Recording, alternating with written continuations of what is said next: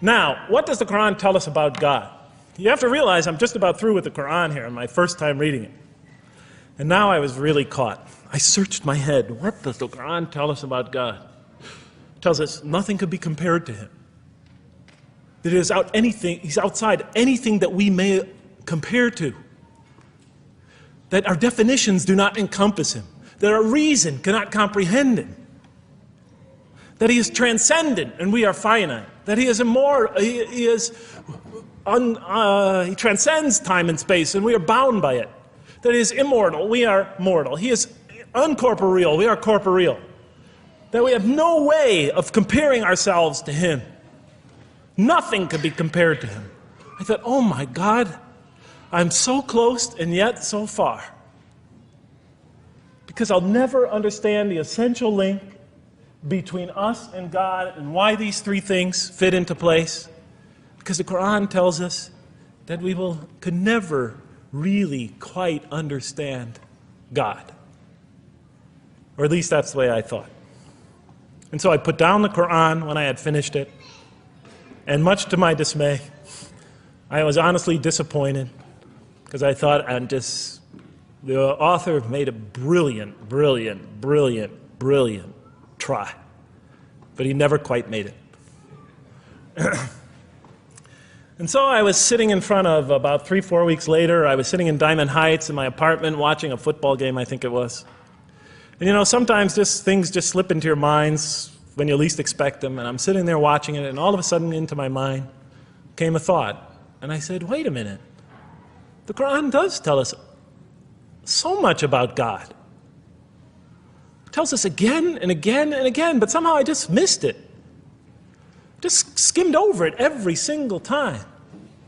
Because if you turn to almost any page, if you turn to the beginning of any surah, you could see time and time again essential information about God that I just thought was sort of a literary device, something to make it just sound more beautiful.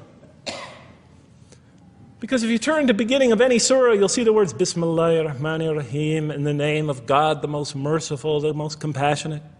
If you read almost any passage, long passage, when you come to the end of it, it's punctuated by dual attributive statements like God is the merciful, the compassionate, God is the forgiving, the gentle, God is the kind, the protector, God is the generous, the truthful, God is, and so forth and so on. There are tens of thousands of such references in the statements in the Quran. What the Quran defines as God's most beautiful names, his attributes of perfection, repeated again and again and again on almost every page. And as I sat there, sitting by the television, I started to jot them down in my, on my little piece of notebook there.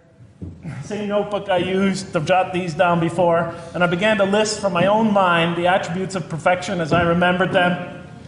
And they were, God is the compassionate. God is the merciful. God is the forgiving. God is the just, the protector, the defender of the oppressed and the weak, the knowing, the wise, the generous, the kind, the truthful, the loving, the peaceful, the source of all peace, the truth, and so forth and so on. Every item I had listed in my list for the qualities that we human beings are supposed to develop, the Quran was telling me had its infinite source and perfection in Allah, in God. And then all of a sudden, all the pieces fell together. Then I suddenly saw it, as I see most of you probably see as well.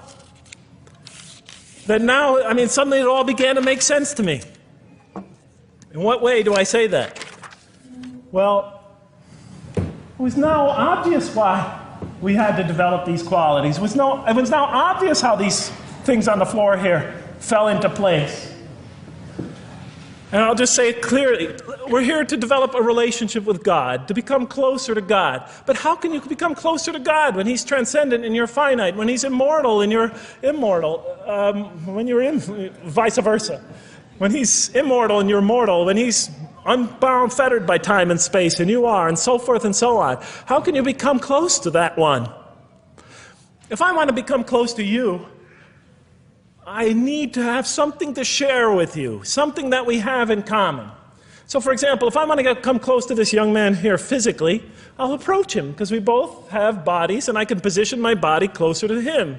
Physical presence, bodily presence is something we both share. If I want to become closer to that gentleman back there, if I want to become closer to him intellectually, I'll reason with him so we will have a convergence of minds because we both possess reason. If I want to become closer to one of my sisters on this side emotionally, I'll try to appeal to their sentiments because we both share feelings and similar types of experiences that generate those feelings. But how does one become closer to God? What do we share with Him? We share with Him exactly what He gave us. Because the Quran tells us that when we came into this life, He breathes into our spirit something of His Spirit. And that we come into this world with the seed of these very qualities within us. And we could either kill them, stunt them, as the Quran says, or cause them to grow. And when we grow in these, we grow in our ability not just to experience tremendous beauty in life through all this, but we grow in our ability to receive and experience the infinite beauty, the infinite peace, the infinite truth, the infinite compassion, the infinite mercy, the infinite, etc., all the way down the list, that only comes from the infinite perfect source of all these. The more we grow in mercy, the more we grow in our ability to receive and experience in this life and in the next, to an infinitely greater degree, the mercy of God. The more we grow in compassion, the more we grow in our ability to receive and experience God's compassion in this life, through prayer and through ritual and through contemplation and through other experience of others. And of course, infinitely more in the next life, the compassion of God. The more we grow in our truthfulness, the more we grow in our ability to experience God, the truth, because all truth comes from God. The more we grow in these things, the more we grow in our ability to receive and experience God's attributes of perfection. The more we grow in our ability to receive and experience His being. And that sort of nearness we are growing to Him is tied to our essential nature and to His. It's more than just physical nearness. It's more than just a convergence of ideas. It's more than just a convergence of feelings. It's a convergence of essential beings. It's the closest type of nearness two can feel, two can experience. I'll just give you a quick analogy, because this helped my children.